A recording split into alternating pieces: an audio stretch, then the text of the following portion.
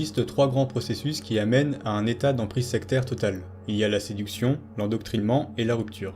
La séduction consiste en le fait d'amener progressivement la personne de sa zone de confort à une zone de découverte, par le biais de croyances préalables, pour finir à la zone de panique, c'est-à-dire l'inconnu, sans activer de peur ni de dissonance cognitive.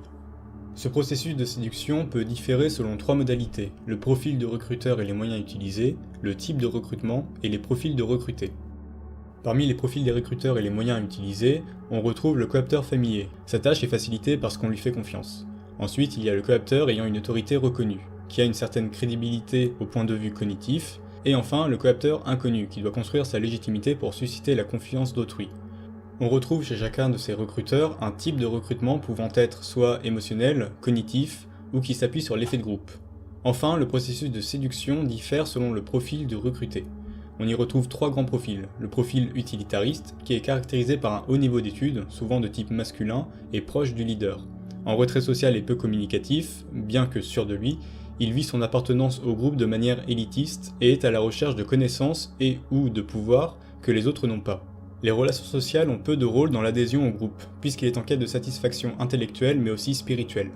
Ensuite, il y a le profil socio-affectif, qui est souvent féminin, avec, à l'inverse, un faible niveau d'études et des relations familiales fiables. Mais peu sûr de lui, ce profil a un besoin de relations amicales, romantiques ou fusionnelles. Les croyances sont secondaires pour lui et la qualité des relations est importante. Il cherche un groupe afin d'être accepté et reconnu. La cooptation émotionnelle est donc la plus efficace sur lui. Enfin, il y a le profil flexible, qui a un niveau d'études moyen ou plus et insatisfait par son travail. Il est en quête de sens à sa vie et s'intéresse donc aux thématiques spirituelles et ésotériques sans pour autant que cela occupe une place importante dans sa vie.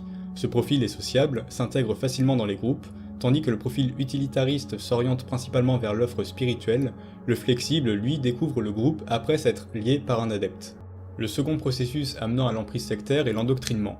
Cela consiste en une stimulation de la curiosité et de l'intérêt par des pseudo-preuves, comme des témoignages ou l'unanimité d'un groupe. L'invraisemblable devient alors possible et ce sont les validations expérientielles qui feront passer la croyance du possible vers le probable. Une accumulation de preuves expérientielles amènera à une adhésion plus ou moins intense. Les croyances ainsi acceptées prennent la forme d'un savoir absolu, et aucune preuve ne pourra changer la croyance. Les preuves expérientielles de cette croyance ne pourront être invalidées que par d'autres preuves expérientielles contradictoires. En d'autres termes, au fur et à mesure de l'endoctrinement, une nouvelle zone de confort est créée par le biais d'une instauration de certitude. Enfin, le dernier processus de l'emprise sectaire est la rupture avec son environnement d'origine, notamment avec le cercle familial ou amical. Ces trois processus d'emprise sectaire, séduction, endoctrinement et rupture, se fait en moyenne en l'espace de 3 mois.